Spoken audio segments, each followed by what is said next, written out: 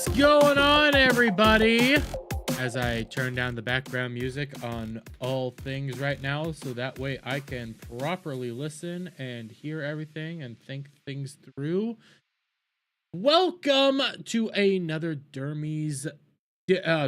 Why did I just blank on the own name of the show? Dermy's Daily Dictation, where you are followed by me, the host, Dermy Wormy, also known as some random dum-dum on the internet, talking out of a random room in his house. That's right.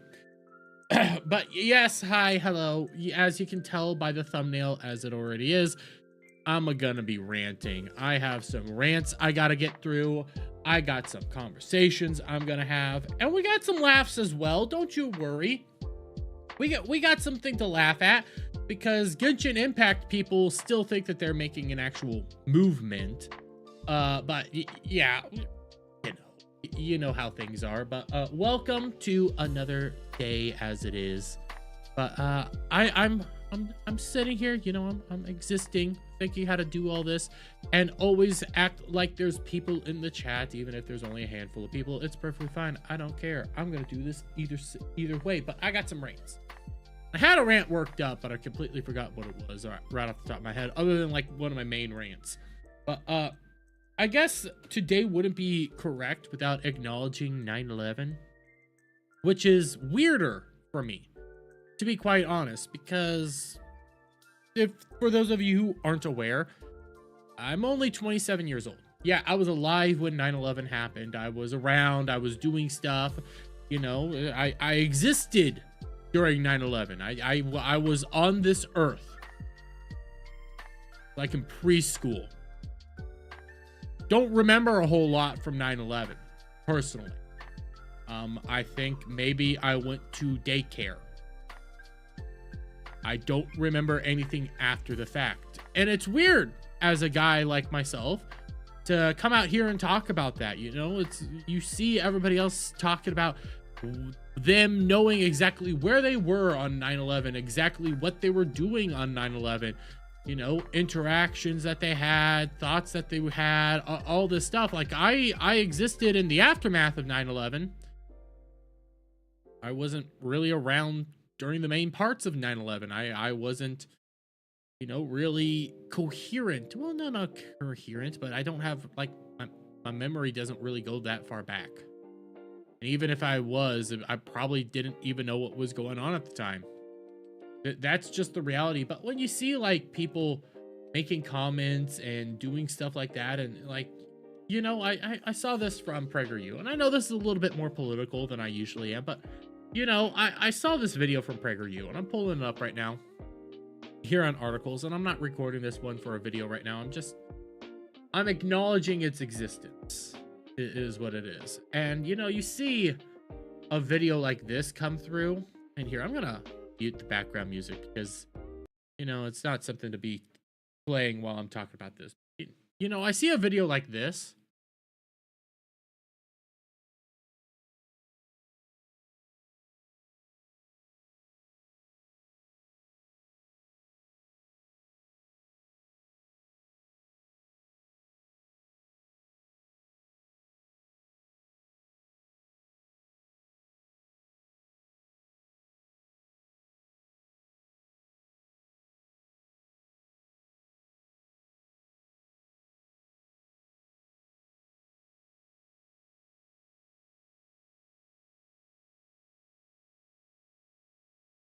And I hate to pause it right now because it's such an impactful image. It's such a mark on our history as a nation, as a people, as a civilization. And I hate to pause it like 37 seconds in, but you know, as a guy who really wasn't around, I was around obviously, but you know, I don't have memories of this event. I don't really know where I was. It is always weird, and I don't mean weird as in like, why do people do this? I can recognize why people, and I accept why people do this. I acknowledge it every year. It's just, it's weird to say that you kind of feel left out a little bit. It just feels a little like I don't have this connection to it. Like I acknowledge its existence. I acknowledge what happened here. I acknowledge all this stuff. I know this history so well because you get taught it, and it's like the closest thing to not relevant history, but modern history of an attack of this scale, of essentially a disaster on our nation. And I just sit here and I think, I wonder what it would have been like to actually see it on the TV when it was happening live. What is that actual feeling? And you see the recordings, you hear the screams and stuff, and you just go like, what was that day actually like? What was it like to live through that day? No matter where you are in America, like in New York, that's probably a nightmare zone, like terrified, but like my folks, what were they thinking that day? My family, what were they going through that day when they saw all this go down? What was happening there in their head? What were they feeling? Because you can hear all the stories. You can say like, we watched it on the TV. It was a tragedy, and it's like, what does that actually kind of like feel? What is that like? And I don't want to ever go through it. Don't get it mixed up here. I never want to go through that. But it's weird. And I see what Legatus is saying. That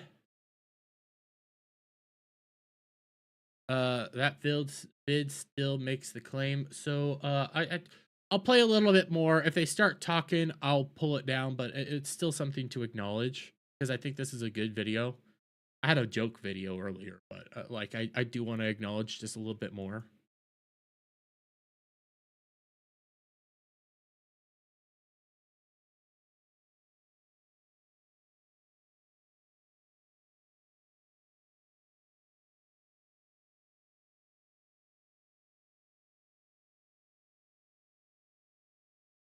Yeah, I'm not gonna risk what you brought up there, Legatus, any further, but it's so it's always weird when this day comes, because I grew up with people that actually like knew what was going on that day. Like I have my cousins that were maybe a year or two older than me. I had family friends that were a year or two older than me, and they remember everywhere they were that day. And it was such an impactful day, and it's such an interesting thing. And it is kind of weird as a guy who doesn't, like, I know the day, I know what we did, that what happened that day. It is an impact. I know all this stuff, but I don't know where I was.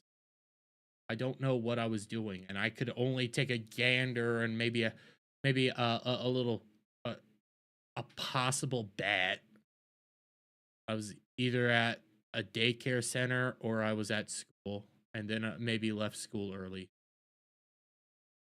That's as best as I could possibly get. I don't know. And I think that's the weird part, is I don't know where I was when everybody goes like, you always remember where you were when this happened. You always remember. And it's like, I don't remember. Because I was a little Dermy. There was a time when Dermy was little. I wasn't always a giant. I was tiny at a time. But it is what it is. Never forget, though. Never forget the people that lost their lives that day trying to actually save everybody. Never forget all the good work people actually did. And like, there is good parts from this, though.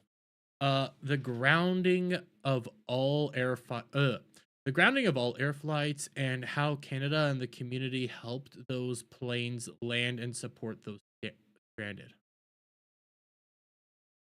I wonder what I wonder what it would have been like to at least have a memory of that day, is probably the better idea, and recognize what was actually happening. That might be the better description to what I'm actually trying to say. But you know, it's always weird to kind of think about that. And then all the tragedies that came about after the fact, the wars, the disasters. I don't talk a whole lot about some of my personal connections. I try not to, but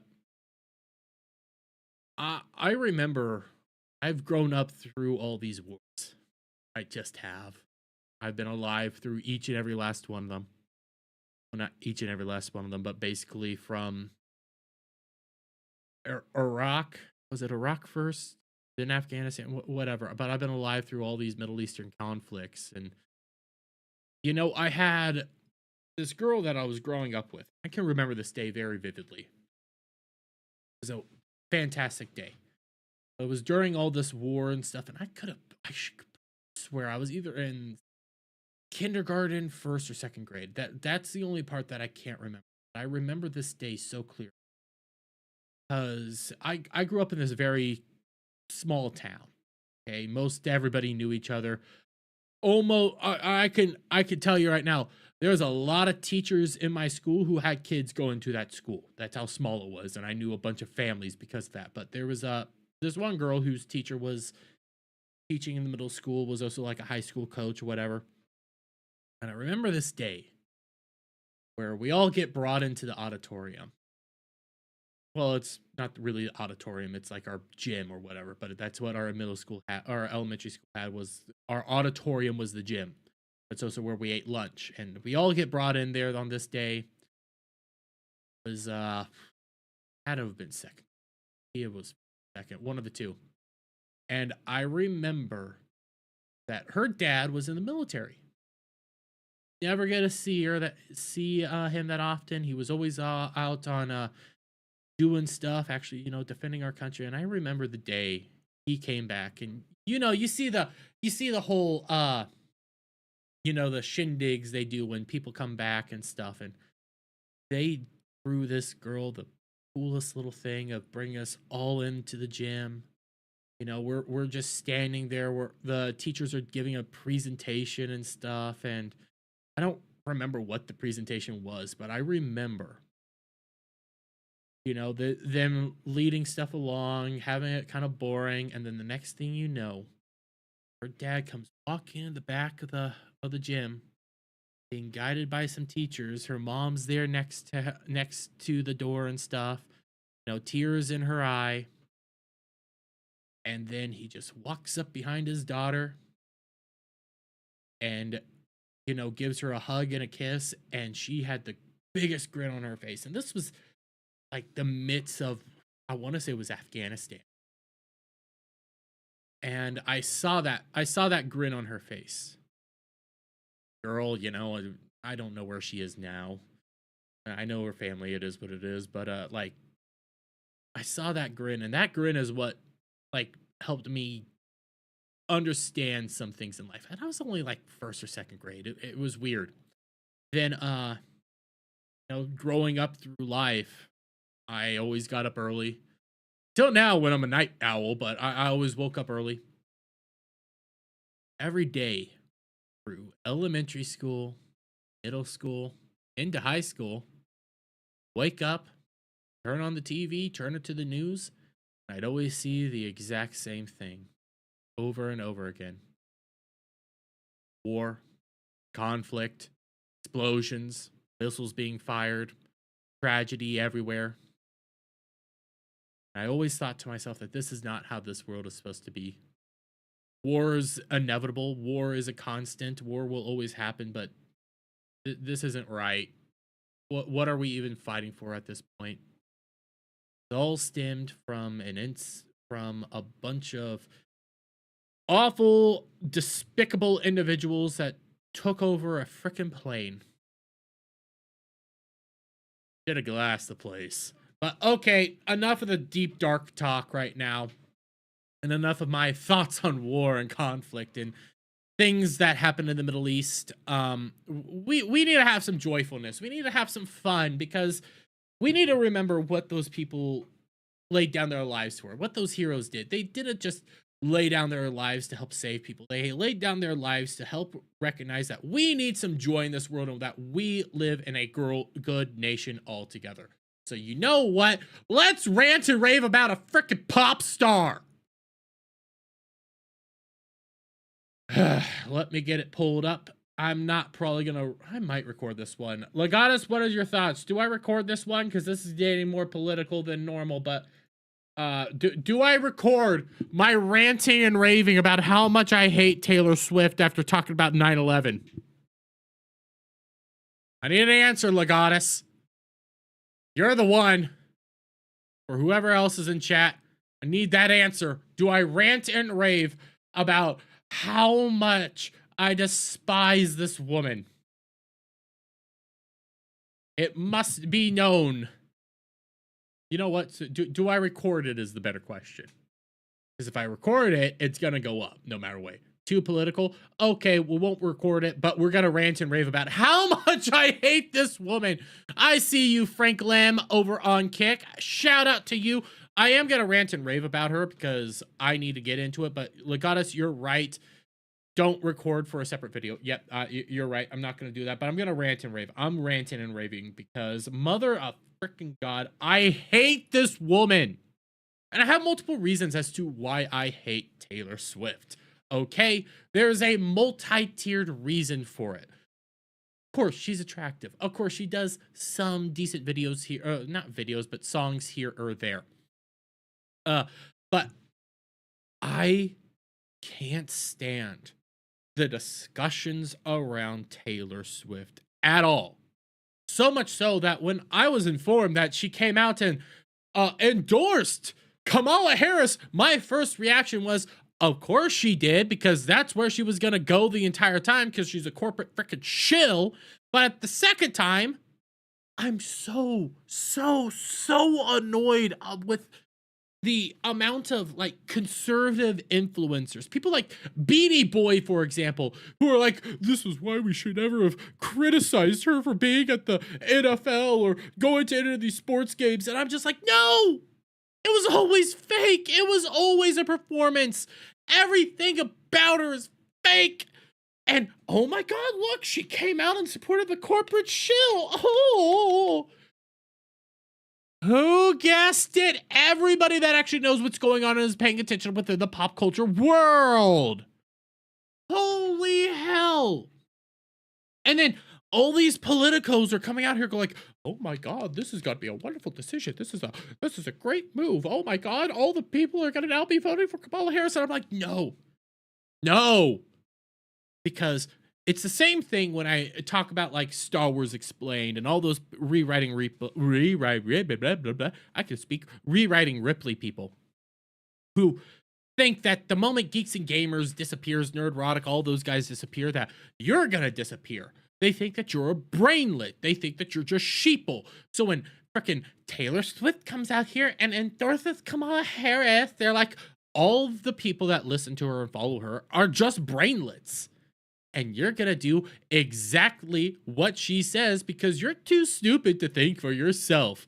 And I'm like, no, people are smarter than that. Granted, if you like Taylor Swift, you're not really that smart. But let's be fair. Let's be fair here, guys. This is such a corporate move that people saw coming from a mile frickin' away. And her reasoning for doing it, her justification for doing it, was because of AI memes. That's your justification? Was because of the AI memes going around? It's the dumbest justification I saw. And I couldn't pull up this meme that I saw the other day. Well, actually, it was a few weeks ago. But it's my exact reason as to why I starting to agree with Jeremy on why community notes needs to be abolished and is a bane on our existence. Because I retweeted or I quote tweeted a picture or it was a video of frickin' Taylor Swift holding a Trump sign at some sort of award gala, you know, some red carpet thing. She's all whatever and has a Trump sign. It was so obviously edited that if you were so retarded enough to fall for it, you needed to be mentally checked in. Okay, that's how edited it was. But no, community notes has to come in here and go like, we're gonna note this as fake. And then you get frickin' Taylor Swift go like, oh, it's because of all the AI images going around of me. Like many of you, I watch the debate tonight. If you haven't already, now is a great time to do your research on the issues at hand and the stances these candidates take on the topics that matter to you the most. As a voter, I make sure to watch and read everything I can about their proposed policies and plans for this country. Kamala Harris doesn't have a proposed policy, you dumb. Oh! I almost said a word I can't say right now on YouTube, but I almost said see you next Tuesday. I was so close because Kamala Harris has no posted policies. But okay, corporate shill, got a corporate shill. Recently, I was made aware that AI of me falsely endorsing Donald Trump's presidential run was posted to his site. It really conjured up my fears around AI and the dangers of spreading misinformation. It brought me to the conclusion that I need to be very transparent about my actual plans for this election as a voter. The simplest way to combat misinformation is with the truth. She's a paid Democrat. Yep. She's always been. Everything about this is bought and paid for shillery. Frickin' Travis Kelce, okay? I think that is the fakest relationship out there, okay? I know there was that recent rumor that, oh my gosh, look, there's documents proving that it's fake. And it's like, no, that's just a breakup documents. I'm willing to bet all these high-paid celebrities do something like that. But you want to sit here and tell me that this is a true relationship? Bullshit! And now you got all these freaking people going like, oh my God, it's so wonderful. She's going to make so many people side with us. Go fuck yourself. And it's all over the place. Literally, here, I'll refresh Google. Taylor Swift endorses Kamala Harris. Yeah, I spelled everything wrong. How Taylor Swift endorsement of Kamala Harris matters. Donald Trump says Taylor Swift will pay a price for endorsing Kamala Harris. What the Taylor Swift endorsement of Kamala Harris means, blah, blah, blah, blah, blah. I'm so sick and tired of it. I'm sick and tired of these discussions. I agree, Clifton. I miss the time when she said it's nobody's business. It isn't anybody's business. It isn't. But, you know, you see all the politicos right now coming out here. Travis Kelce is a Chad. Travis Kelce is the soyest soy I've ever freaking seen. Nobody can tell me he's a freaking Chad. He is the soyest boy ever. And you want to know how I know? I'm a freaking Kansas City Chiefs fan. Bro, he is a bought and paid for shill, going out there doing whatever it fucking takes to get paid. I can accept the grift, but dude, he can only play good if he has Patrick Mahomes there to back him up. Dude's a fucking soy. I can't say words right now because we're still too early into the stream. Oh my God. But I mean, like, you see all these people. But he yells at his coach. That's not a big freaking deal. Everybody yells at coaches from time to time, but he mainly yelled because he wanted to get that freaking touchdown play. And when he actually got a chance to get that touchdown play, he freaking fumbled the ball. That's why he wanted to do it. Literally, I've had this whole thing worked out. He was yelling at the freaking coach because he wanted that touchdown play. He's dating he has a corporate girlfriend. He has this whole freaking thing going on here. He wants that touchdown play to seal the deal. Look at me. We have this perfect dating. Look, I won the Super Bowl with this touchdown. Yeah, look at how amazing this is. That is the most bullshit I've ever freaking seen. He yelled at the coach just to get that freaking touchdown because he was so angry. And when he got a chance, he fumbled the ball. Go screw yourself, Travis Kelce. Freaking joke. But, and I agree, Captain Have Fun. Anyone whose vote is swayed by Swift shouldn't vote. I 100% agree. But, you know, it's not like the Babylon Bee posted this. And I know they posted it during the other election with Biden and stuff. But woman who made a career saying about her bad choices endorses Kamala. I mean, that's true. But again, I mentioned, okay, I've already brought up this. I'm so sick and tired of people talking about Taylor Swift. I don't care about her. And if you get your political position from a fucking pop star, then you really need to reevaluate your life. But he's sponsored by Pfizer. Exactly, no name. He's sponsored by Pfizer. But okay. I want to point this out though. Everyone wants to talk about Taylor Swift endorsing effing Kamala, even though we already knew that would happen. But barely any newscaster said a word about Patrick Mahomes' wife endorsing Trump. You get Beanie Boy out here. Oh my God! Well, this is why we shouldn't have harped on Taylor Swift. This is why we should have harped on Taylor Swift. All the freaking pundits are going like, oh my God, this is the end of the world. Trump's over. Whether you like Brittany Mahomes or hate her, I'm not too fond of her, but let's be real fair here. Brittany freaking Mahomes came out and endorsed Donald Trump. Patrick Mahomes' wife endorsed Donald Trump. Faced a wave, a literal wave of backlash by people, and I know this is from Newsweek, about how her endorsement of Trump was a bad move, and not a peep from Beanie Boy, not a peep from any of these political podcasters. Not one person came out and said a damn thing about that. But the moment Taylor Swift does something, we have to all talk about it. See, I'm talking about her right now, but I'm talking about her in the negative because I'm so sick and tired of it. And we're going to talk about, like, people actually being influential and actually having the ability to impact stuff.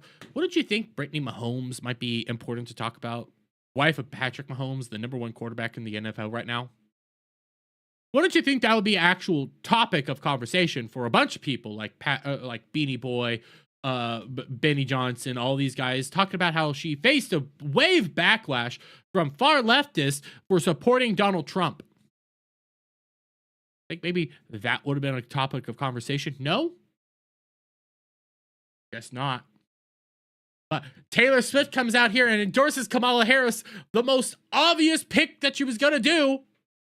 And we have to come out here and be like, oh my God, she's now going to turn everything for Kamala.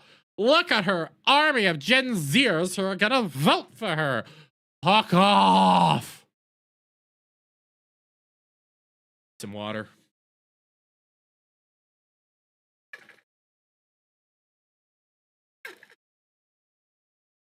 Do I think some pop stars and superstars and people like that actually do probably sway some individuals one way or the other? Probably, but those are the sheeple. Those are like the legitimate sheeple. Those are the people that, oddly enough, legitimately need Taylor Swift to tell them when to breathe. Those people need to be mentally checked out. But the vast majority of people, I firmly believe, can think for themselves and have the ability not to be swayed by political propaganda being shoved down their throats by a corporate shill. Even when it comes to Brittany Mahomes. Okay, do I agree with Brittany Mahomes when it comes to voting for Trump? 100%. I agree with her. But guess what?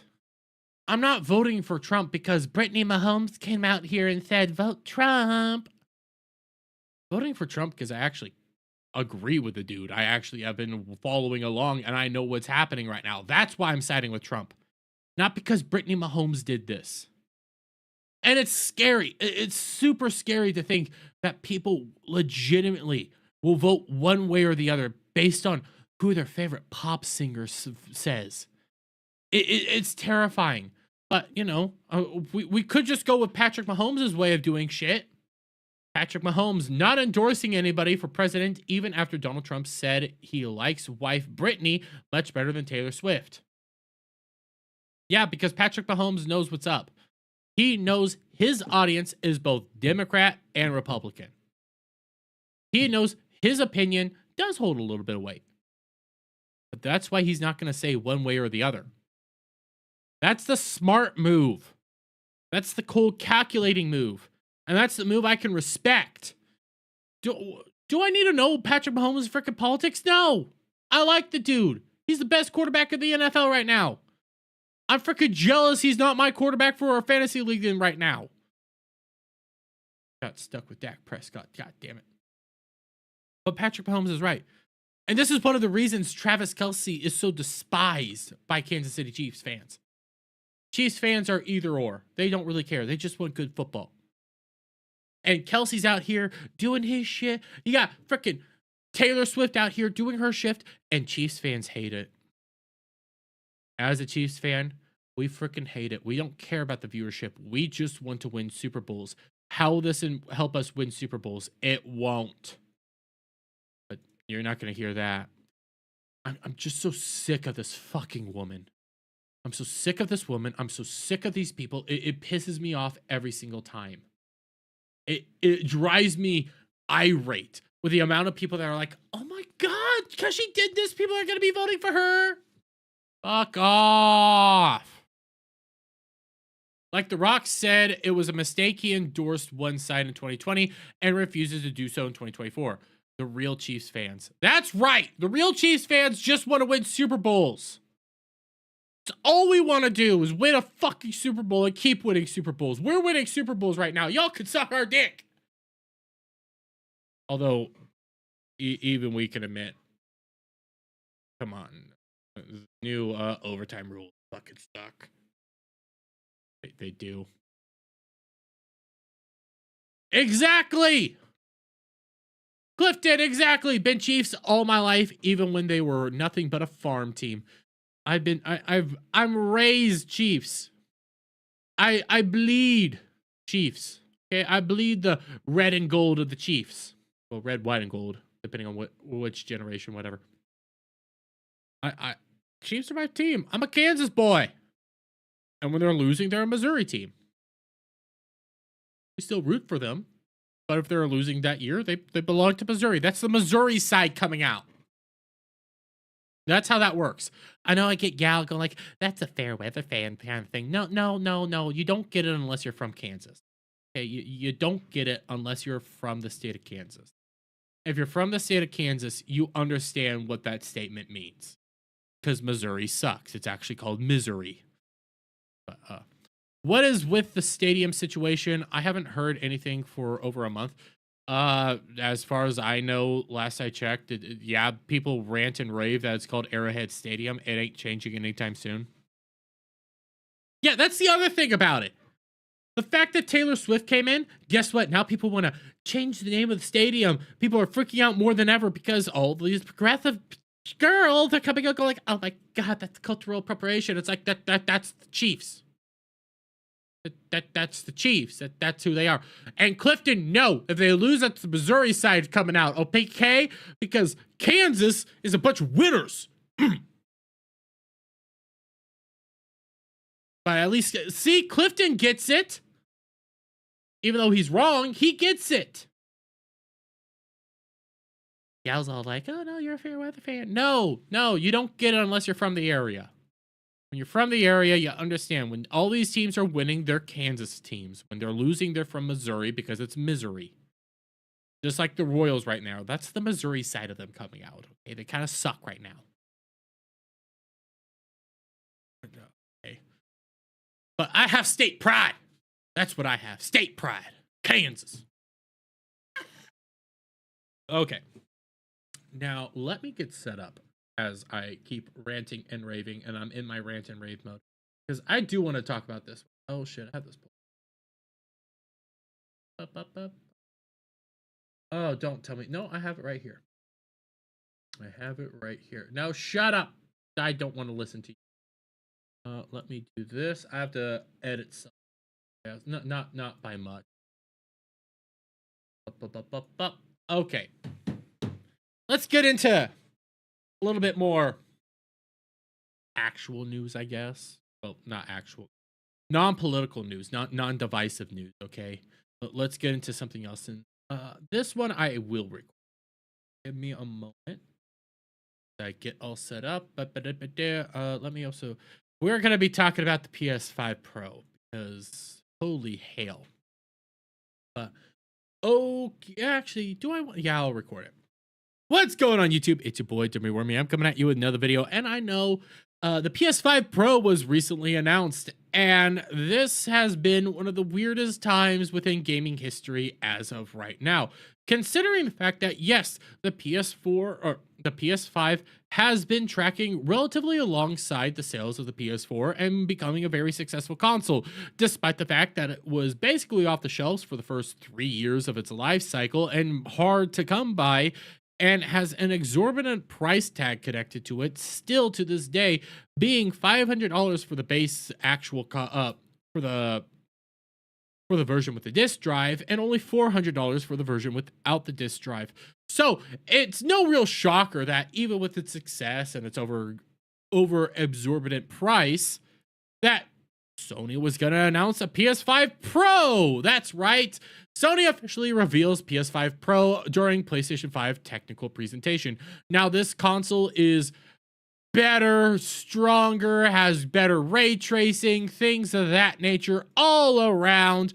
But the big controversy amongst this console is the fact that it's going to be costing $700. In an era where your initial console already came out relatively around the same price, being about $700, but was nearly impossible to get for the first 3 years of its entire life cycle. Then, after that, when it became more accessible, it's still sitting at $500. But the bigger problem with all of this is that not only is it going to be costing $700, it's all digital. All digital, no stand, $700. But wait a minute. It's $700 when the PS5 base model is $600, or is about $500, has a disc drive, comes with a stand. But this one, which does have upgraded GPUs, does have some upgraded stuff, but loses the disc model, costs $700. But if you want that disc model, guys, you're going to have to buy it separately for $100. No, it says $80 here, but it's $100 extra for the disc drive. So you're looking at basically $800 for a PS5 Pro with a disc drive. Now, we are moving more and more into this digital world. We're moving steadily and faster into a world where physical media will be the thing of the past, which is sad, scary, and all around terrifying for most gamers. But you mean to tell me that with the PS5 base product, again, being $500 right now, and if I want to get a version of it that is discless, I could spend less money, $400, and I can get that exact version that's the slim or whatever, has no disc drive connected to it.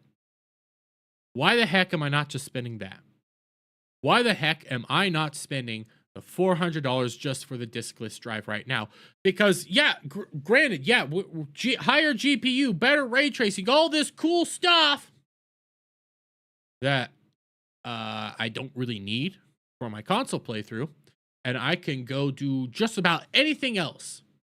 I can go through and I can just play a game because I don't care really how well it looks on my TV. If I cared about these ray tracing and all these better graphics, I would take that $800, add an additional $200 to it, and go out and build my own PC. That's what I would end up doing there. I would build a decent PC for the exact same price, and I would have better graphics, better capability, and be able to do more games than what the PS5 can do right now.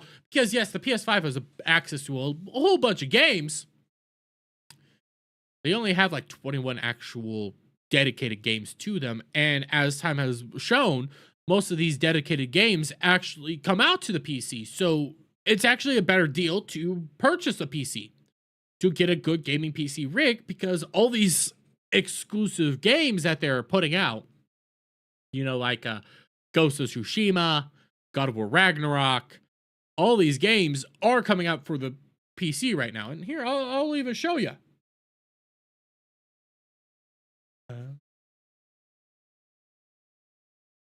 Moment. I'm spelling Tsushima wrong. Tsushima PC. Yeah, Ghost of Tsushima right now on PC. God of War Ragnarok PC. Of War Ragnarok. D. War Ragnarok. Pre-purchase God of War Ragnarok. Even Final Fantasy 16 PC. Pre-purchase Final Fantasies. Here they all are. Okay. Give me a moment.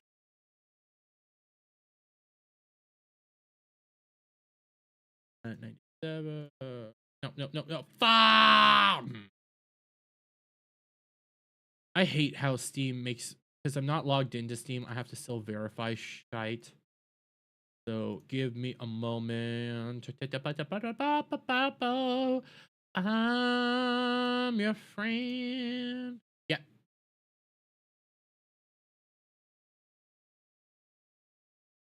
Wait, what? Page. There we go. Okay. Like I just said, okay? God of War Ragnarok coming out for PC here in September 19th, 2024. Okay? Then you got Ghost of Tsushima. Ghost of Tsushima has already released on PC. Okay? You can already play it. Then you got the pre-order for Final Fantasy 16 already coming out to PC. All these games were PS5 exclusives. Now they're coming to PC here in relatively soon. So then what's the point of me wasting any of this money on an actual PlayStation? I could save this money, add an additional $200, and get a very good gaming rig for that price, or build my own PC. That's the most idiotic part about this entire thing. That all the games that are coming out for PlayStation are already coming out on PC. It's just a matter of like 2 years. That's the reality here. But hey, it gets better. It gets better. Because not only is it costing like $800 some to buy this console with its actual physical disc drive, we also have this. Former Sony executive Chris Deary says video game industry layoffs not the result of corporate greed, and suggests laid off employees drive an Uber or go to the beach. Not an example of corporate greed. Like I can't think of a better encapsulation of what's going on right now with the PS5. That is full-fledged corporate greed. That is 100% corporate greed going on. The price range, the inability to actually justify itself existing, and the fact that anything that you get with that game is just take the money, build your own PC. That's it. There's not a single thing that will be out on the PS5 that won't be out on the PC within a year or so. That's the reality. If you just sit down and wait, PC will be the better gaming system. PC will be more bang for your buck, and you'll get access to more titles. That's the reality here. Okay. And it's astounding to me the amount of disconnects that I'm seeing here. But hey, is what it is. Play stupid games, win stupid prizes. But I'm going to leave it there, guys. Let me get your guys' thoughts on all this down in the comments below. If you like this video, please give it a thumbs up, share it out, friends, hit that subscribe button, hit that notification bell for every time I put out a new video go live, guys. And I'll see you all on the next one. Bye for now. And that video is done. And I see you over there in the Twitch side. I do not want any of that stuff here. So, you will be bye-bye. Give me a moment, guys. You will be bye-bye because I don't want that. I don't want any of that shit. Don't promote this garbage in my chat. Okay?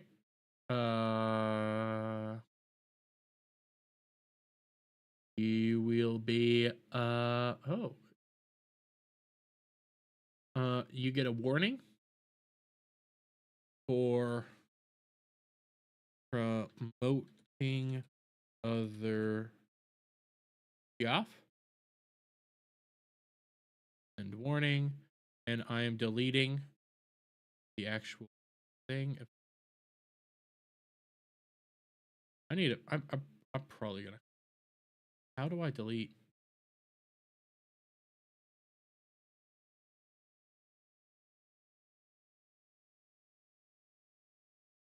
How do I delete or in the Twitch side? I guess I can't. Fuck you, Twitch. You make it so much harder to actually do shit. But let me get caught up on some of your guys' chats real quick. I gave him a warning. That's the best I can do right now. But you will own nothing, be happy. You will have to subscribe to a platform in order to play. Yeah. And hail, Seal Hunter. Don't worry, Seal Hunter. We're gonna get to Genshin Impact here.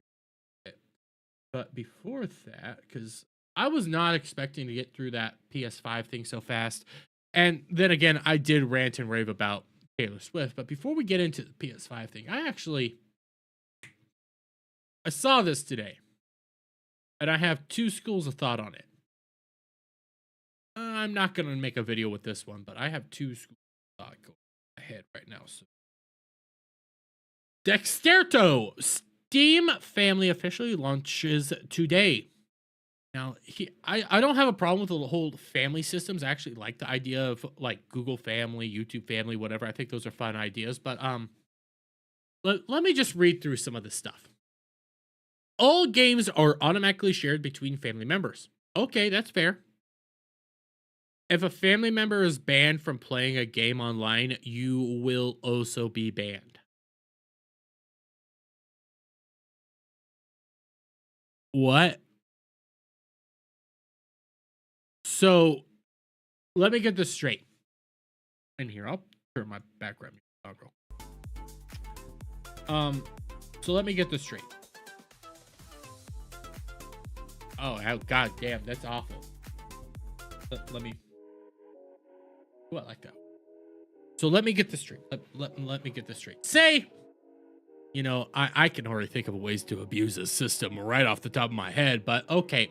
Let's say Shaka Zulu and I are best friends, and we are best friends. We can't go anywhere without each other because we're gay like that. But okay, look, for sake of argument, let's say that Shock and I do this whole family plan. And either one of us playing, again, for the sake of argument, Call of Duty. And one of us drops a no word and gets banned from playing online. Does that mean I also get banned? Yes. But I didn't drop the no word. I didn't say whatever the no word is, but I get punished. Heck, I'm not even playing with Shock when we're playing Call of Duty. But he gets banned. But then I'm banned from playing. You see the disconnect from there? You see the problem with that idea? You mean I get punished for a family member getting punished? That's idiotic. But then you see how they try to remedy this? You can be removed from a family. This replaces both Steam Family Sharing and Steam Family View. If you choose to leave a family, you must wait 1 year from when you joined the previous family before joining or creating a new one. I could see all sorts of ways to abuse this, and at the same time, I'm of two school of thoughts. One, I kind of like parts of this idea. Because you could make, again, for the sake of argument, geeks and gamers. Give me a drink. Geeks and gamers could go into Steam, make a big family account, however expensive that is. Beardo, why am I blanking on her name? Krista, My Nerdy Home, Jed the Hollywood Scholar, Jeremy, Ryan, all these people say they have this massive family account.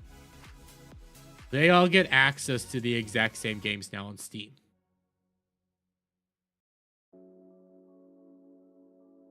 I could see the beneficial side of that whole thing. That actually works in your favor. I do have my brother actually, Xbox instituted a family system for a while. and he signed into a family system, then added me to it, I got access to so many games for free. Brand new games for free. Do you not see how this could be abused? Like, come on. But then, let's say you get removed from a family system. Okay, that's how you fix the banning. Does that mean you can't join a new family system for a year? I see all sorts of pluses and minuses to this, and it's sketchy as all hell. And I don't think I like it. I don't think I'm enjoying what I'm seeing here. And I think it's going to be, one, abused, and two, completely unfair and unjustifiable. So, okay, but let me, because I saw a few people. I see JS Pena say overrated. Did I spell overrated wrong? I fucking spelled overrated wrong.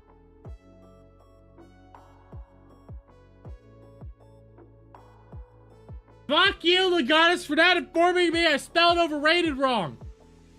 Wait. No, that's not.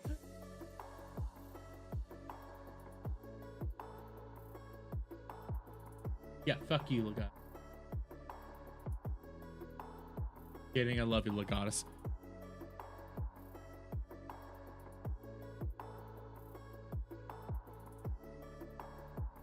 Seal Hunter says complete BS. The whole IP gets banned instead of just an account, since too often people have multiple accounts. It's a damn if you do, damn if you don't situation for all. There's going to be a lawsuit. Yeah. I'm gonna open up my Steam. I'm opening up my Steam. Give me a moment. And then I'm also... You know what? It's not just your fault, Legatus, okay? It took JS Pena to come in here and inform me I did this, okay? It took JS Pena. Why didn't you notice it? But then again, I haven't seen... my thing's down. Yeah, no messages from Gal. Gal didn't inform me. My own fact checker didn't inform me. But okay, how can you get into the family plans?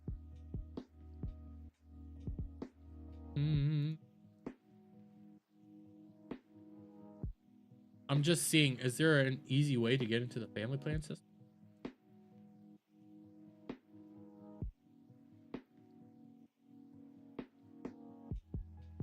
How the hell would you actually do this? And I don't want to share my screen because it might be sharing too many information. But how? I want to know more, and I want to play around with it, and I want to do something probably bad. I wanted to see how long till you notice, just like the Demmy's DD.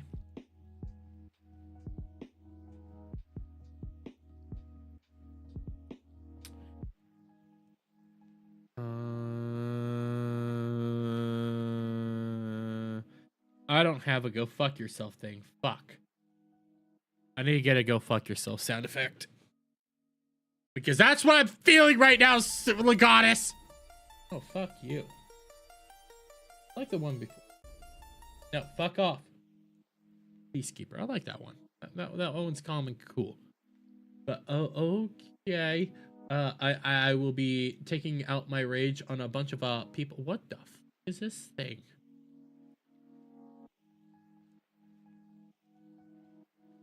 What the fuck is this?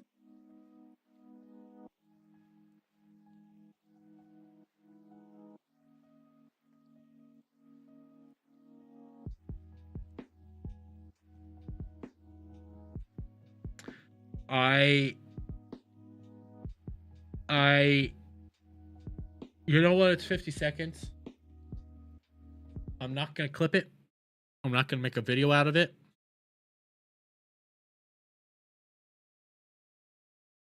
I have to play this. Seattle, a trans activist and lady of the night, spoke up against a proposed law banning straight ladies of the night and open drug abuse in certain city areas where the activities have become endemic.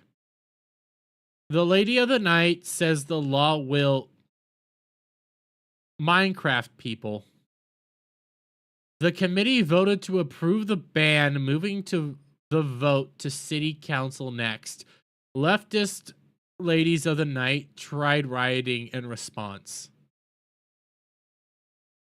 What does she have to say? Oh, I don't have it on for you. And I forgot it's trans activist. My brain there, I heard parts of the words. I was like, this doesn't sound like a lady. And here to oppose the prostitution loitering / soap bill.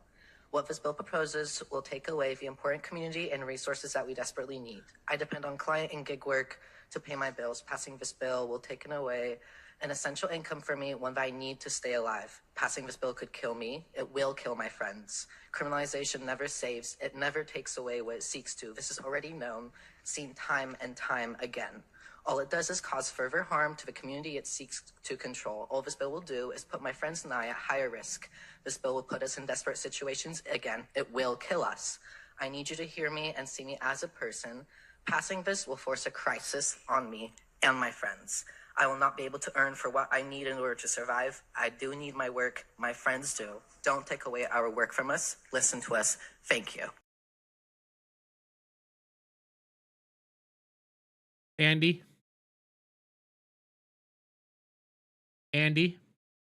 no.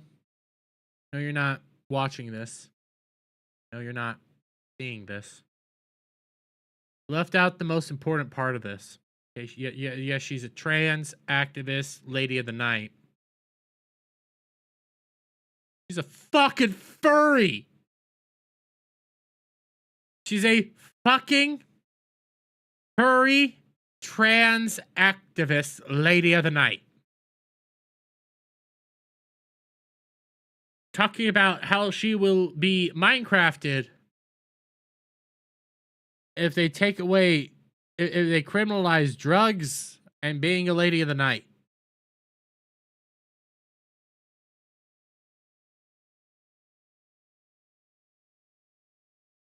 Seattle's a failed state. Seattle's a failed city. Everything about this is awful. You know what? Like I said earlier in the beginning, you vote for Kamala Harris, you're voting for that. You're voting for the trans furry Lady of the Night that wants to do drugs and stuff in open public. You're voting for that if you vote for Kamala Harris. I want that to sink in. I'm broken inside now. I regret all my life choices. Questioning whether or not what I should do with myself. And the greatest answer to all this is always to twit your frickin' tipples! I had to do it. I had to. I need to get some more things here on OBS, because apparently I could do like little clips and stuff. A little bit more work, but you could all blame not just Andy No, but Shaka Zulu for sharing that with me. So there's that. Okay, I have two more things I want to get into. I get into Genshin, and I have something I want to actually react to that was actually brought to my attention thanks to G&G Daily. Actually, we might do the reaction first, and then we'll do Genshin Impact. I know we're gonna go over. I don't care. I'll clip it out because I actually want to do the reaction so bad, and then I need to do Genshin. But I need to use the bathroom real quick. That is very much true, Seal Hunter. Very true. It does cause a whole lot more harm, but I need to go to the bathroom real quick. So I'm going to put it onto the piss break scene. I'm going to turn the music back on, and I will be right back. Let me turn on the background music. No, I'm not going to subject you to that. Ooh, that's good. Okay, I'll be right back.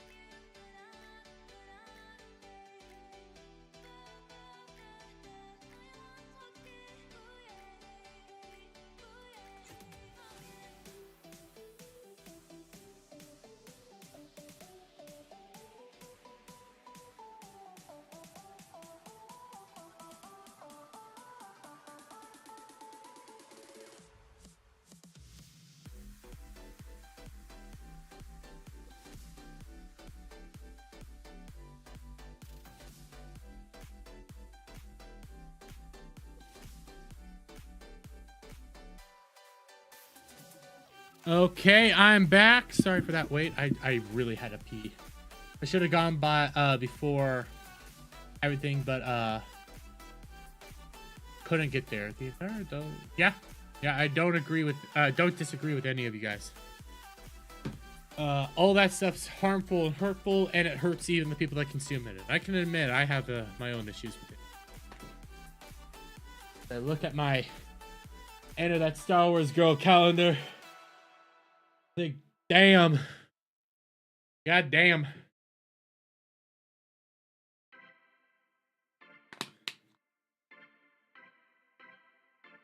What? True, but you know what? I'm not even gonna try to figure it out. Okay. I'm gonna turn down the background music. I got alerted to this thanks to, again, G&G Daily. Just the sole concept of it really did interest me. And it's a video by the name, by the creator, not by the name, Andy Pants Gaming. And here, I'm going to drop the link down in the comments. I'm going to actually start the recording. So, I was alerted to this video, again, by G&G Daily. It's called Woke YouTubers by Andy Pants Gaming. Link should be down in the description, and for those of you watching this live, links should be in the chat to this particular video. I kind of wanted to react to this because the premise is... The premise is actually obviously woke YouTubers, but one of the things he brings up, and he specifically points out, is gaming YouTubers who don't talk about diversity, inclusion, and all that stuff, the DEI nonsense, all the woke social justice movements within video games. They're more than fine talking about why games failed, but they never mention that particular aspect. And I thought that was an interesting thing about this, because I have been noticing more and more YouTubers and gaming content creators actually saying that.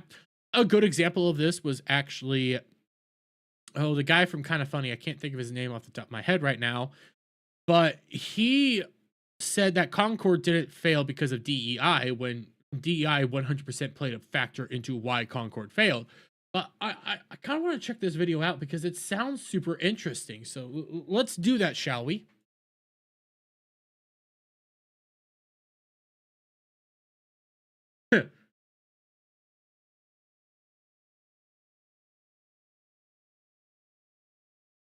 Huh.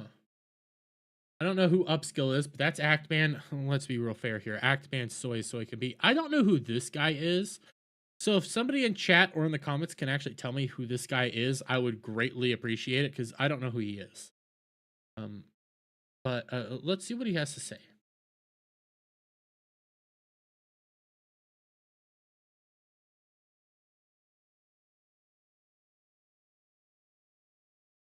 I just realized I wasn't sharing any of my audio.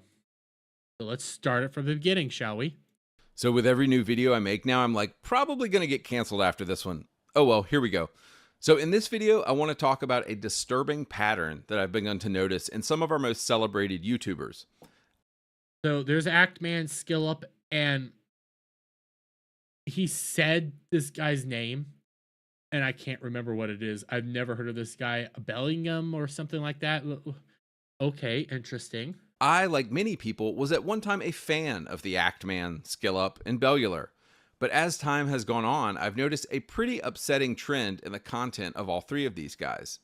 Have you noticed these three creators never call anything woke? And if they do, they're making fun of you for using the term? Actually, yeah, I have. Especially within the Actman's videos. And by the way, Hail the Wayfarer, I see you coming on, and we're doing a reaction video right now. So I'm sorry if I don't respond to your chats right away, but shout out to all of you that are hanging around and actually spending time here. But I have actually, I think I've noticed that, especially from Actman videos, because I watch VTubers, and a VTuber that I do love, Smuggalana, does a lot of reaction videos herself, and she'll watch Actman videos, and Actman does some good videos here or there, even though I think he's a soy loser. But I have noticed, then not just Actman, but I've noticed it in other people's content, like every time the idea of woke or progressive ideologies, DEI, bridge, so on and so forth comes up, they always kind of do the whatever.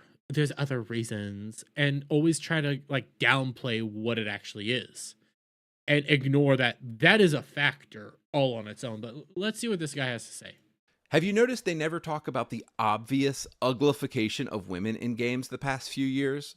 Yeah. Have you noticed they never talk about the LGBTQI7 community and how they basically run video games right now? Have you noticed they never point out obvious racism against white people? In fact, they'll often say lies like racism against white people isn't possible. Have you noticed?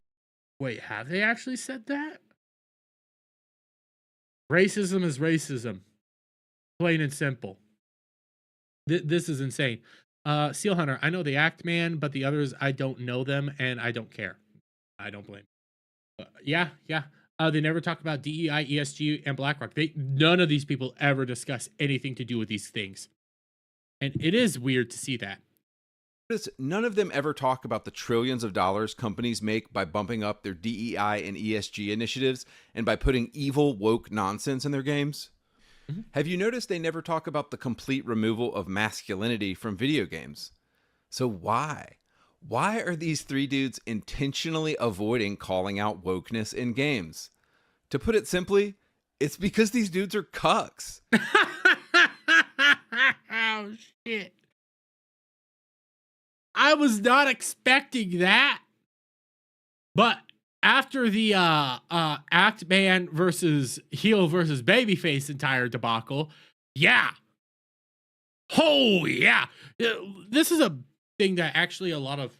I've been noticing this more and more, especially with commentary channels. I know I'm a commentary channel myself, but I also do with news and things of that nature.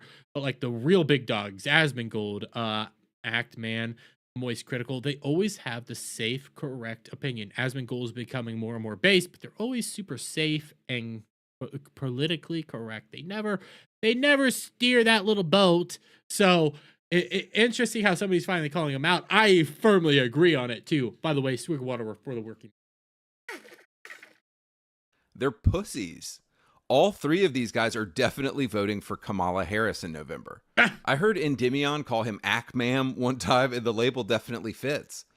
Well, he is Act Ma'am. If you recall what actually went down between him and Az, the dude was the soyest of soy freaks. The moment he learned about Sweet Baby Inc., he put out a tweet like, I'm sick to my stomach that these consultation companies actually come out here.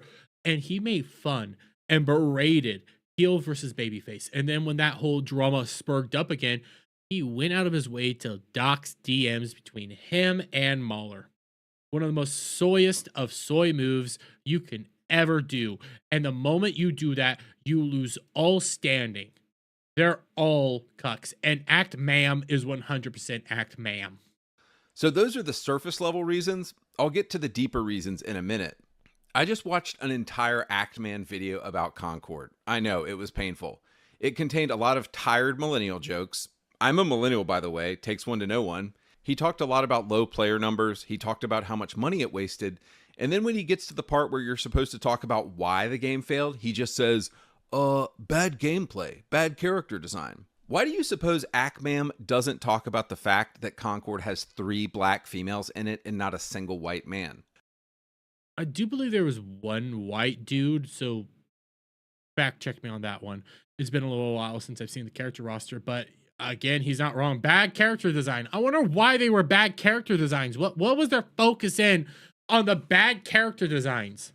What was their lead focus in all that? Anybody that had a brain could point to it and tell you what the lead reason for why all those characters looked so hideous was.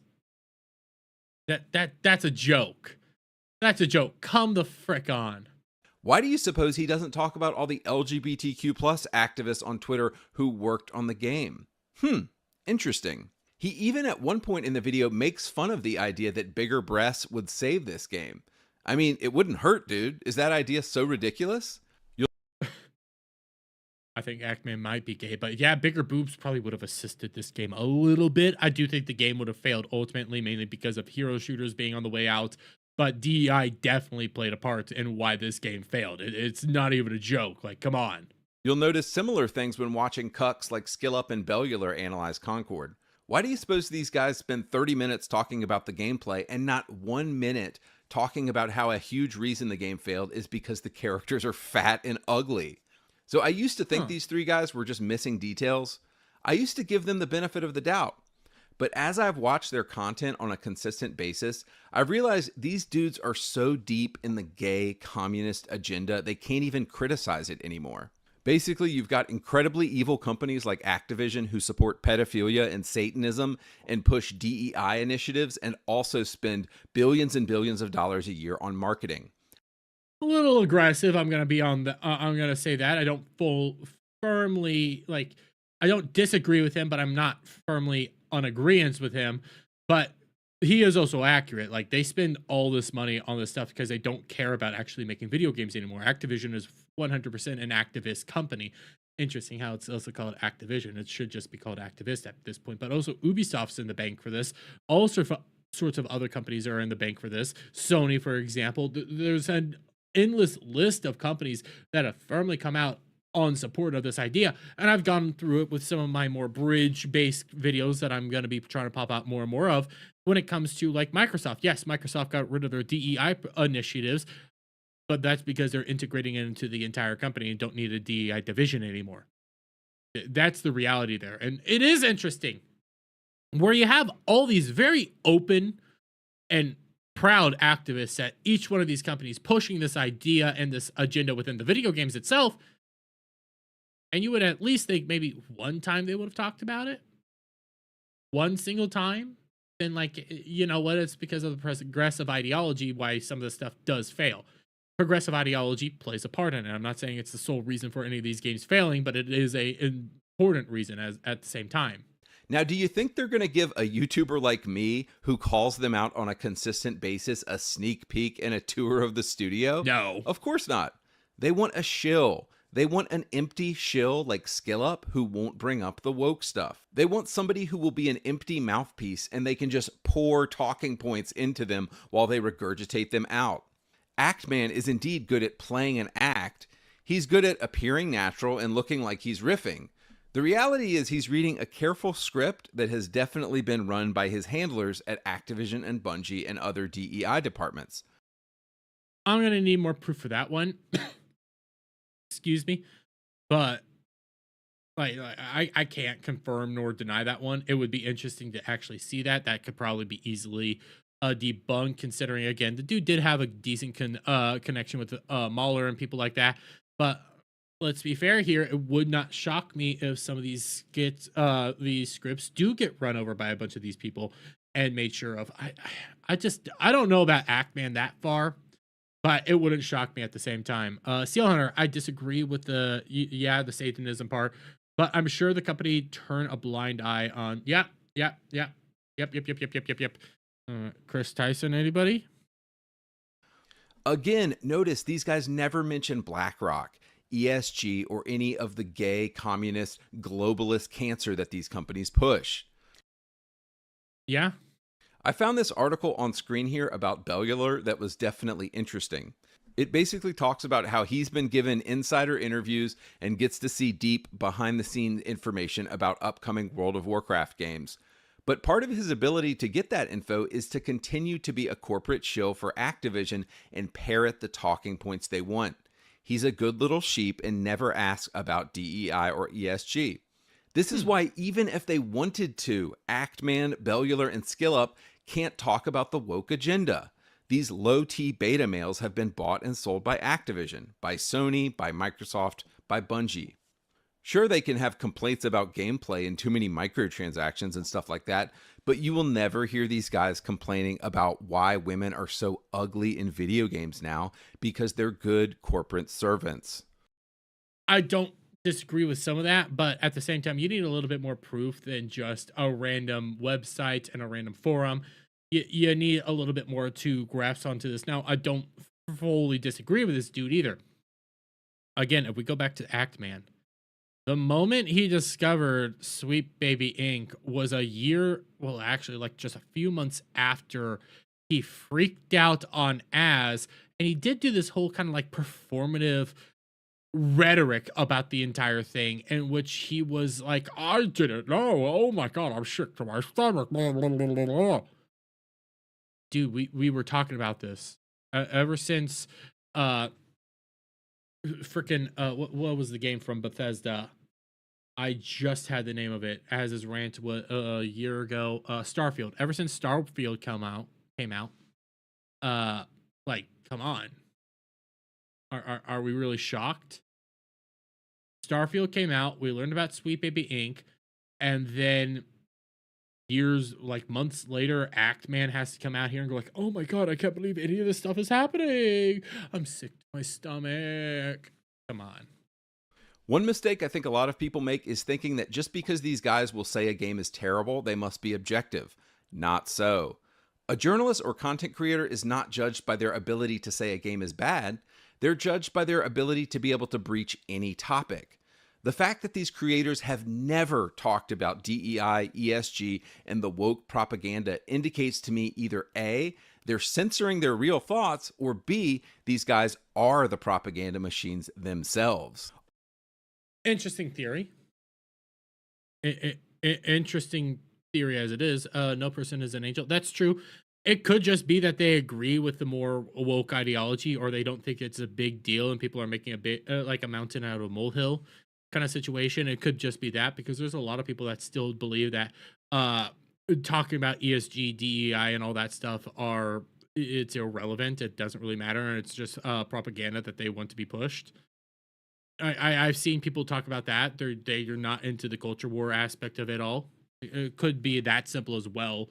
Like, the video's good so far, but I can lay that reasoning out as well. I've seen countless people say like the culture war aspect doesn't really matter anymore. We should just be talking about the game itself, when I think the culture war aspect is still a part as to why some of these games do fail and why some of the stuff is still going on. Also, there's no way they're not aware of it.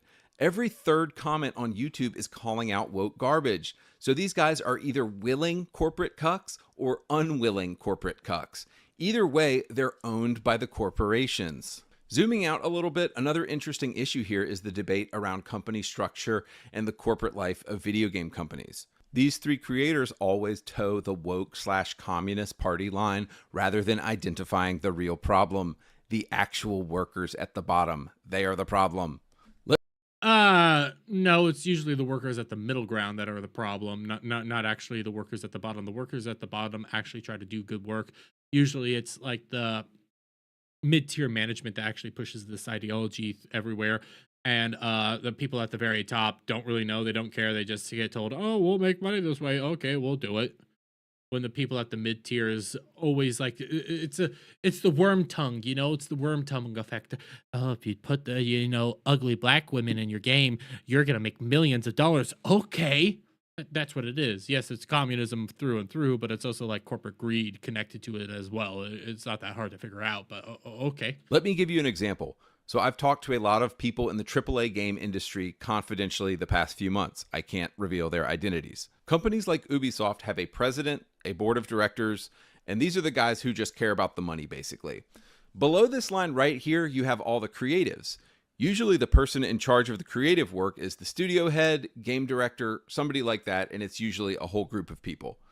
Then below the studio heads, you have the 500 or 1,000 people who work at the company. When stuff goes bad and you have a game like Concord that fails, homo leftists like Bellular always blame the president.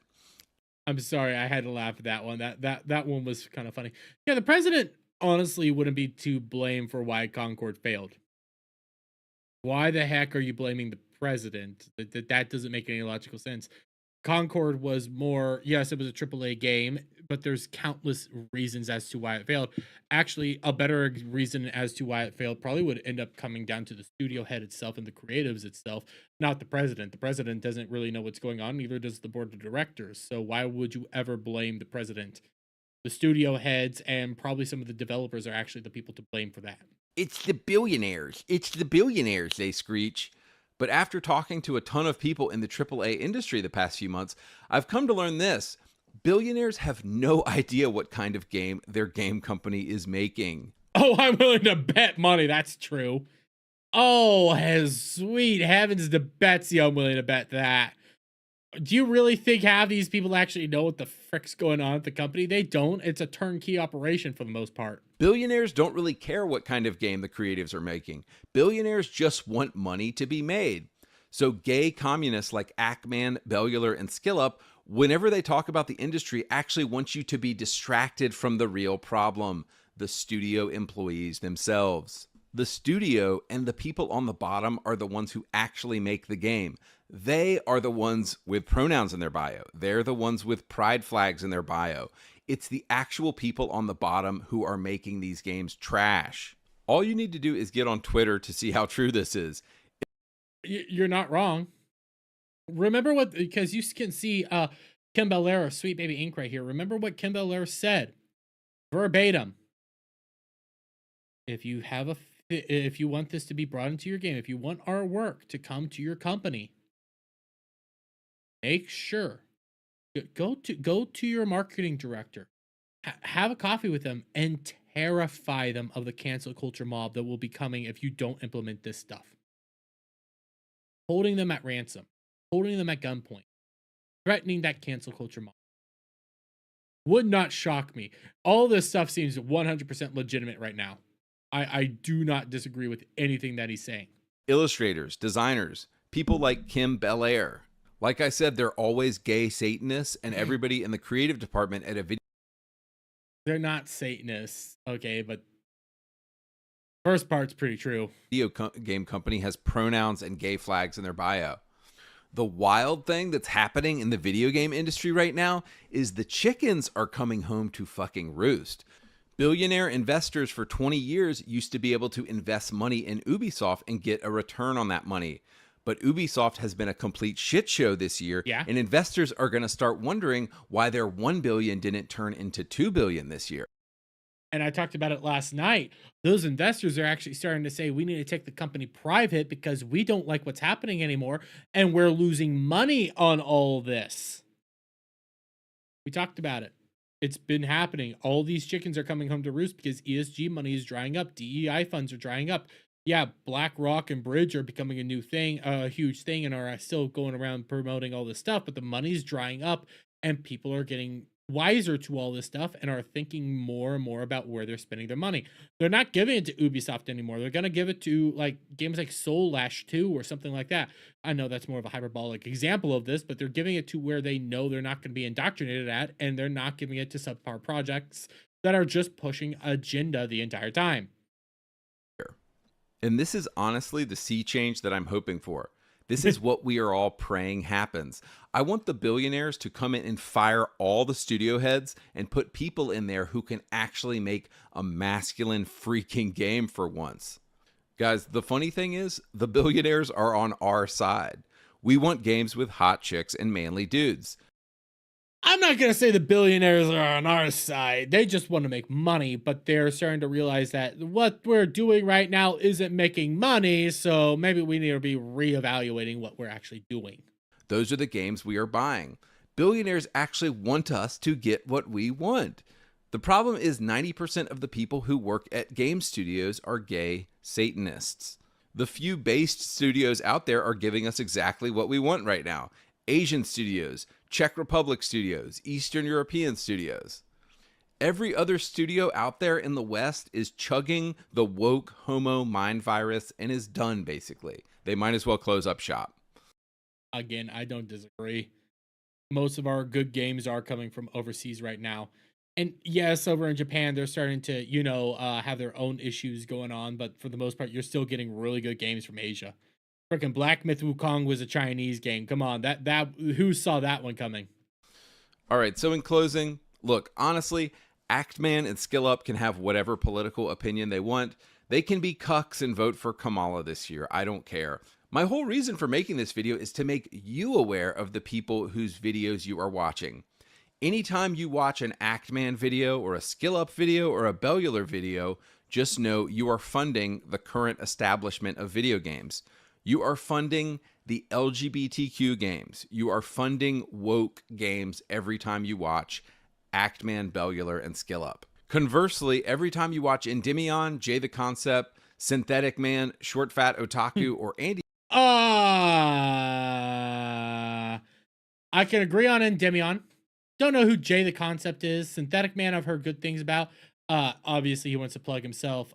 Short Fat Otaku, I have my own opinions on that dude, and they're not positive. But go check out these guys. And Endymion actually does some really, really good work.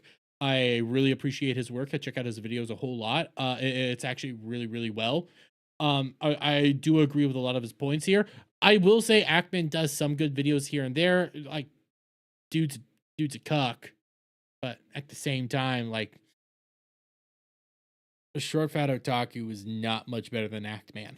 Pants, we are going against the woke agenda and the woke mind virus. Oh, guys, by the way, before I get out of here, please go buy this game, The Great Rebellion, right now. I've been playing it.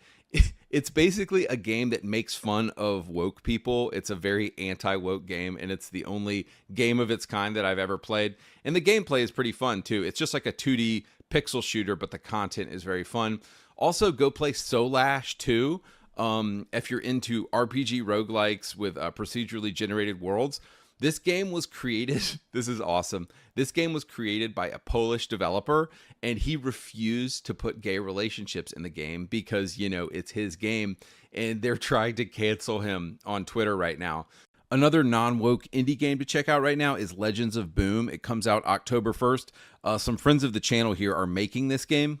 None of these games are huge budget AAA games, but they are by non-woke developers. They are fighting the cancer in the industry, and just based on that, you should go support these games. So I'm going to link all three of them down below, and I'm going to get out of here. Bye, guys. And I mainly played that last bit because, hey, if you're going to be shilling stuff, might as well show what you guys are shilling. Again, guys, this guy was Andy Pants Gaming. Decent video. I disagree with him on a lot of aspects of this video. I disagree with him on several parts of this video, but there's also parts of this video I really do agree with him on.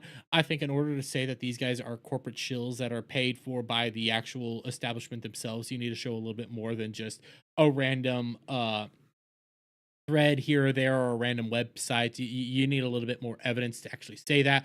But when it comes to like a lot of these creators, there are tons of creators out there that will not talk about DEI projects or anything like that whatsoever because they don't think that it's the right idea to do it.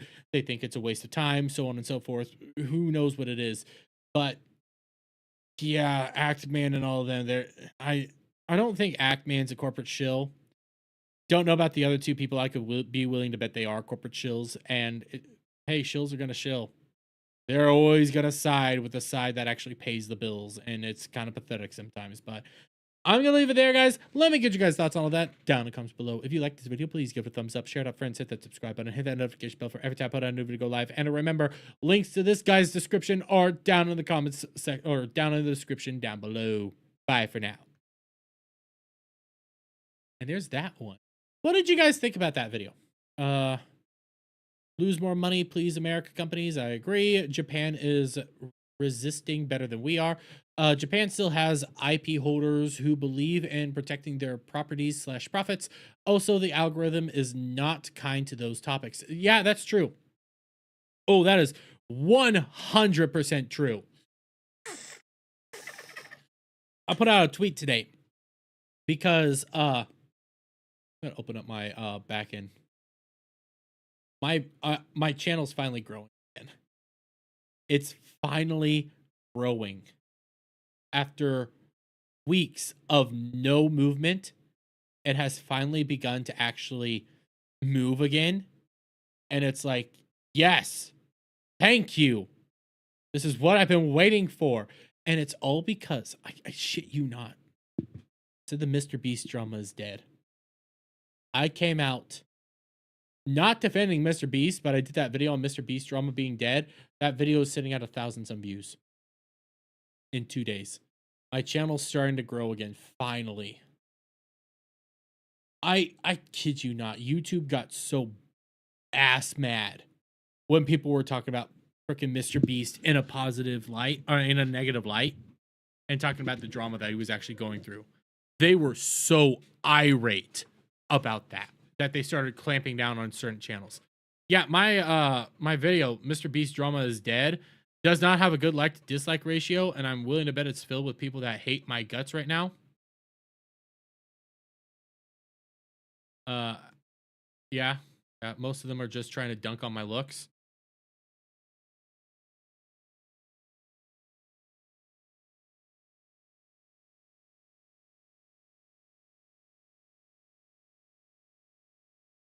I'm not gonna press the 7 subscriber channel. Like, oh, okay, whatever. I think my lighting's pretty damn good right now. Could be better. Sorry, you guys didn't see that comment. Like my video for Mr. Beast, comments are here or there, but like, here, I'll share this one, guys, because I don't really care. Get yourself a front light. I had a front light. I got rid of it. I now have this light. I think my lighting's pretty darn good. It's probably even good in this video, actually. Here, let me pull it up.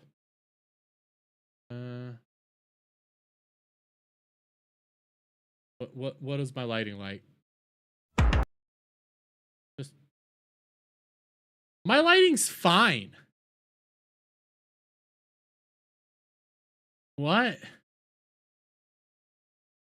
I don't know why he's complaining about my lighting here.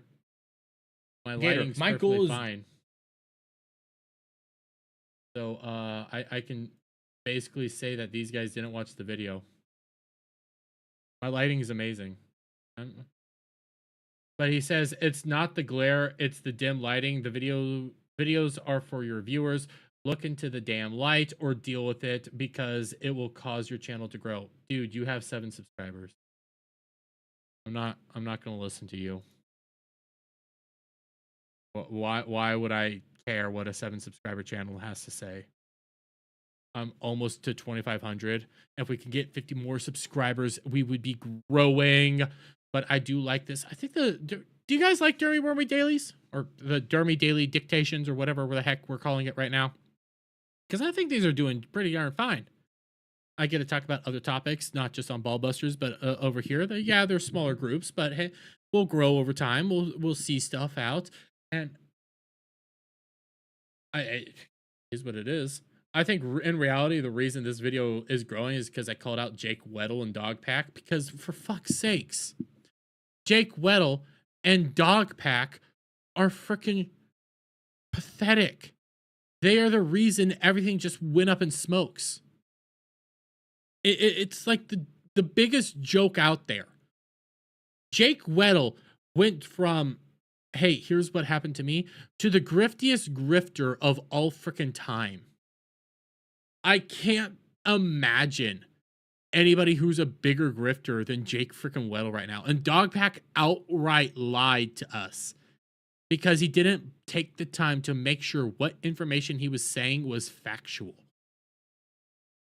There was something obviously wrong with the past couple of videos they were putting out. I felt in my gut, that's why I quit talking about them. Yeah, I don't know, so YouTube was clamping down on my channel, but like nothing really of value was coming out. So there was no reason actually to make a video on it. And then all the people that fell for it. You guys literally just screwed people over. And that's what's awful about this. They killed the drama. They killed the whole story. And now Mr. Beast is going to be walking away scot-free because nobody cares about what's actually going on anymore. Okay, let me get into the last topic because this is actually funny. This one is hilarious because we've been talking about Genshin Impact over here a lot. And I found this one to be just quite funny. And should I keep my chat up for the videos or should I take it down? What do you guys think? Take it down? Leave it up?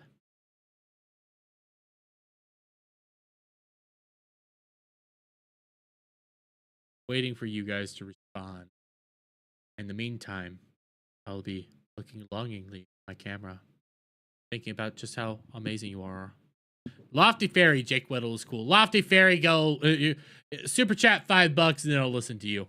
But I'll be looking deep into the camera, saying how amazing you are, how awesome you are, how fantastic you are. Fake Guy says up.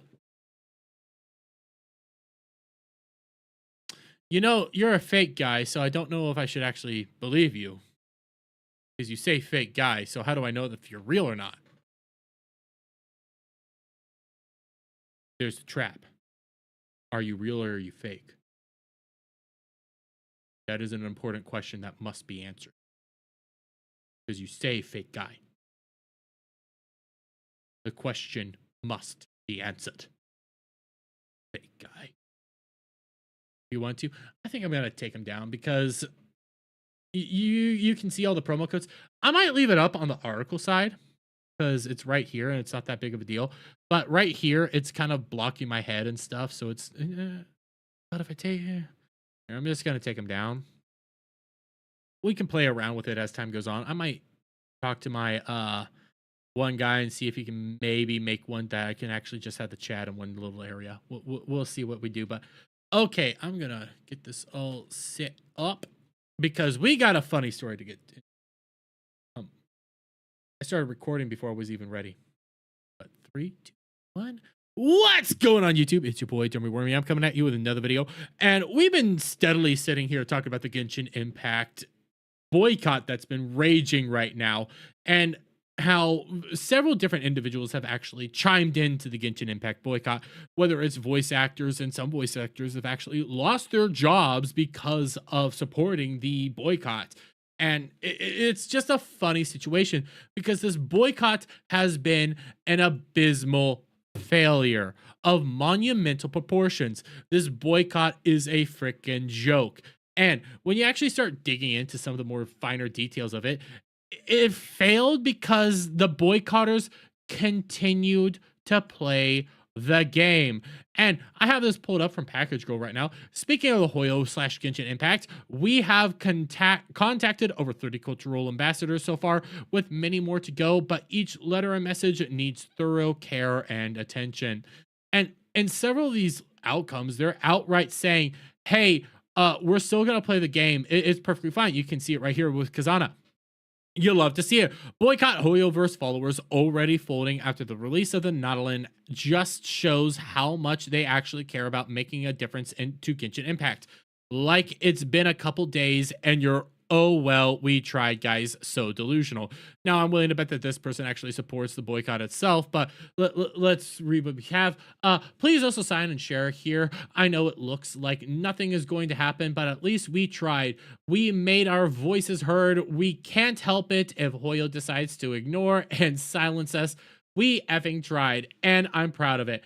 I'm always so happy that because of the boycott, I've learned so much about the actual cultures that Hoyo is choosing to misrepresent. They're effing beautiful, and Genshin is a good game. It would only have made it better if they included the people of the culture and represented them respectfully, because that's why they effing deserve. They deserve to be seen. Their culture is beautiful, and they are beautiful. And we've seen other people actually coming out here and talking about how, like, hey, we're boycotting the game, but we're 100% playing it, and we're not going to poll from the latest poll, but we're also going to poll from the latest poll and fund the game. So yeah, no wonder it failed. Well, with the latest announcement though, Hoyoverse announces Genshin Impact collaboration with McDonald's that launches in the United States on September 17th. Their reaction has been just wonderful to see this abysmal boycott just constantly go up in smoke as they keep failing left, right, and center. Because we come over here, Daily Naverter, whatever their name is, but you can see pronouns in bio, they, them, whatever. If I see people fold for this collab, I'm going to assume you're the weakest link alive. Well, most of your players have actually already folded. They're playing the game and actually pulling for the thing. But you can see their response to the McDonald's whole like combination with Genshin Impact and how you can get a bunch of actually cool gear from it if you're a Genshin Impact player yourself. But you see this person ranting and raving. You see Free Palestine, boycott Hoyoverse, act now against these companies profiting from genocide of the Palestinian people. Yeah, they're now trying to merge everything together, say that we're the same as the people that hashtag support Palestine. But we had more. Confession of Genshin boycott.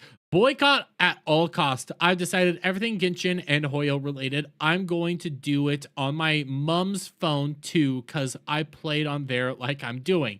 So you see this, boycott at all costs. I've deleted everything Genshin and Hoyo related. I'm going to do it on my mom's phone. I just read that. But again, it's all in response to this. But you guys already lost. You guys already failed. They're just getting more and more donations over time. They're just succeeding every single day, and you're still trying to make it such a thing when you guys are playing the game. You guys are supporting the game. We've went over it already. And now you're trying to wrap in the McDonald's combination to your whole failed boycott. It's just abysmally funny. Genshin Impact fans and their art-hearted boycott is even more art-hearted than the Palestine protesters, thinking them not buying McDonald's is helping. And we have this. There's not a singular person who likes the god. She looks awful. It's not even funny.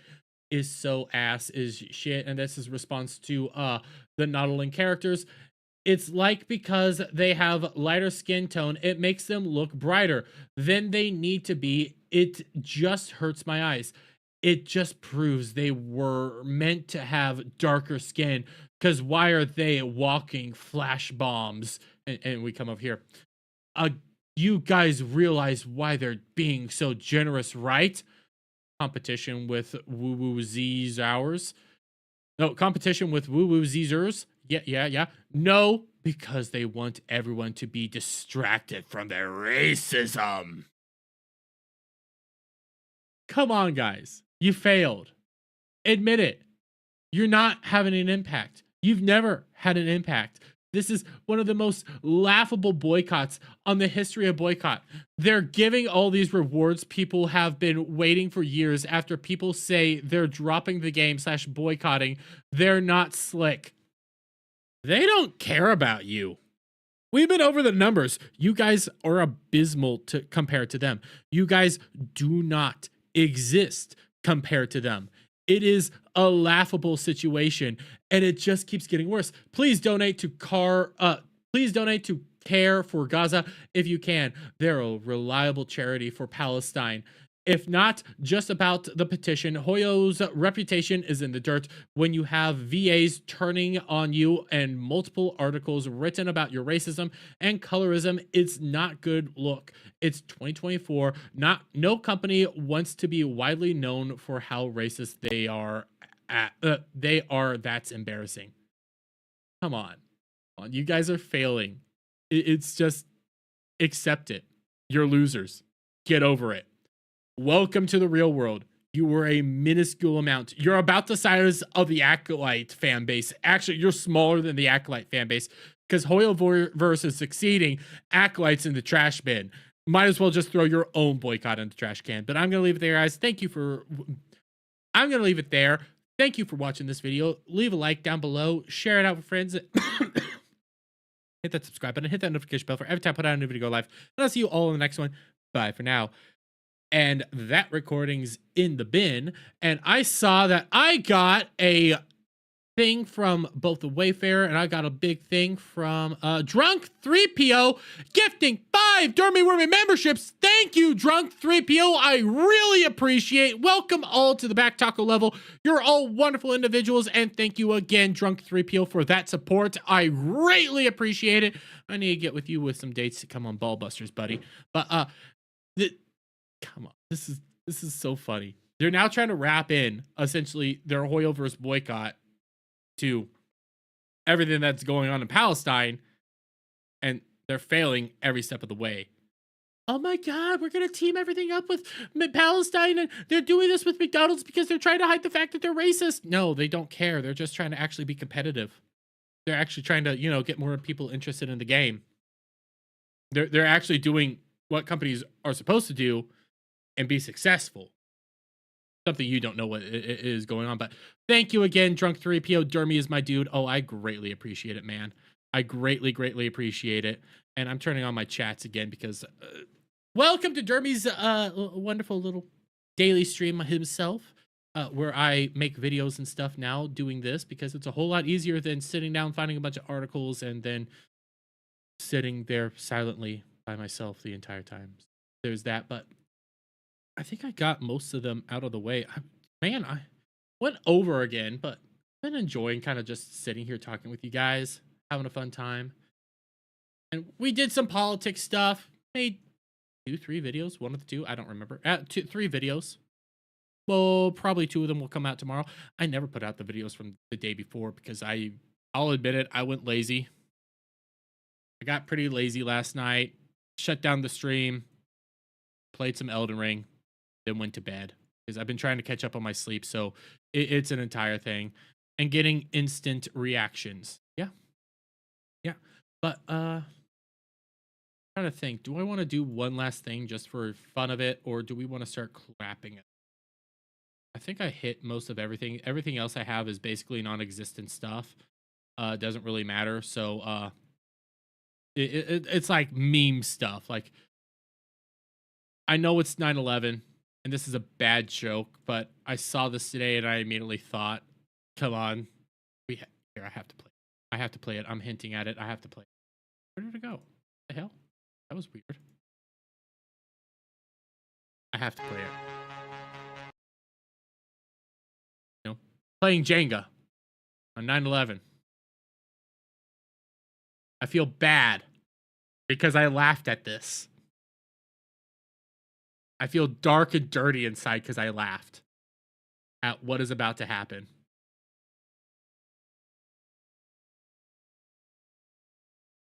And they do it all in slow-mo, which makes it even funnier.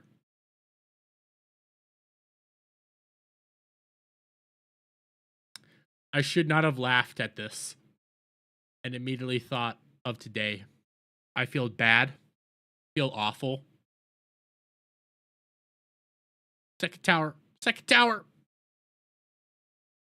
Oh, her face. Her face. She's like, come on, man.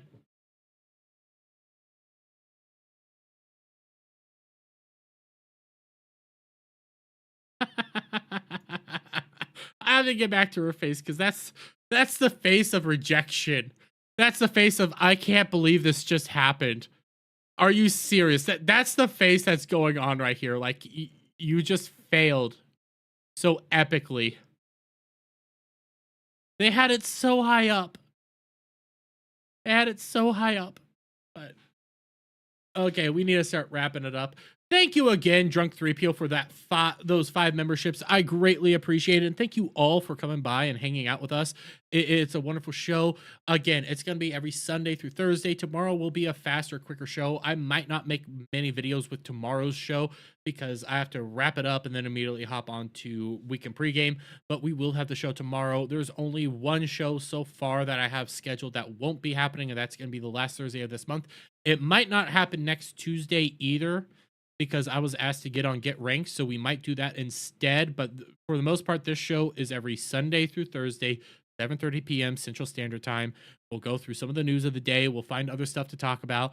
We'll have a fun time, and I've been having just a blast doing this. But until next time, guys, you've all been wonderful, inspirational people, and have a wonderful night, and I love each and every last one of you.